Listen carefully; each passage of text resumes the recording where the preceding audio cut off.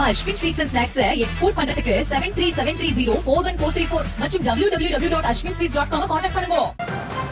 எதை செய்தாலும் எதை பண்ணாலும் என்னுடைய நிறுவனருடைய அனுமதி பெறணுன்றது விதி 13 சொல்லுது. அது இருந்தாலும் அதிமுக பொதுச் செயலாளர் எதிர்கட்சியா இருக்கக்கூடிய அவருக்கும் அந்த புரிதல் இருந்திருக்கும், கட்சி யாரிடம் இருக்கின்ற அந்த அடிப்படையில் தானே பேச்சுவார்த்தை நடத்தி இருப்பாங்க. கூட்டணியே உறுதிப்படுத்திட்டோம்னு நேற்று சொல்லியிருக்காரு.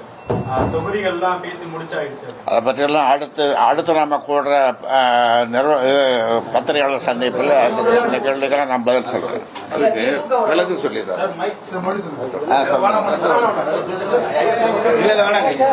நீங்க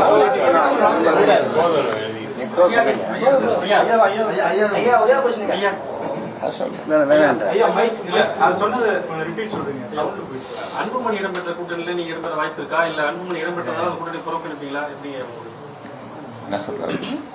அன்புமணி இடம்பெற்ற அந்த கூட்டணியில் நம்ம இடம்பெறுவோமான்னு கேட்கிறேன். அதெல்லாம் இப்ப சொல்ல முடியாது. நான் சொன்னேன், அதாவது எங்க மூத்த தலைவர்கள், கட்சியில் இருக்கிற முக்கிய தலைவர்கள் அவர்களெல்லாம் கலந்து பேசி நாங்கள் முடிவெடுப்போம். நானும் தனியாக எப்பொழுதுமே நம்ம முடிவெடுக்கிறது இல்லை.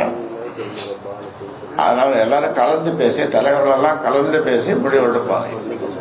இப்ப இருக்கிற அரசியல் நிலைமை, நேற்று நடந்த கூத்து தெருக்கூத்த மாதிரி நேற்று ஒன்று நடந்ததில்லை.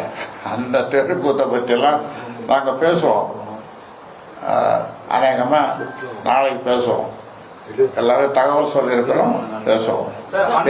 அன்புமணி அவர்களை மட்டும் புறக்கணிப்பீங்களா, அதிமுகவும் புறக்கணிக்க போறீங்களா?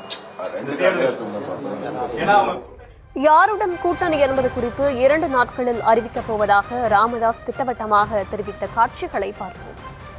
நம்ம Ashwin sweets and snacks export பண்றதுக்கு 7373041434 மற்றும் www.ashwinsweets.com கான்டாக்ட் பண்ணுங்க.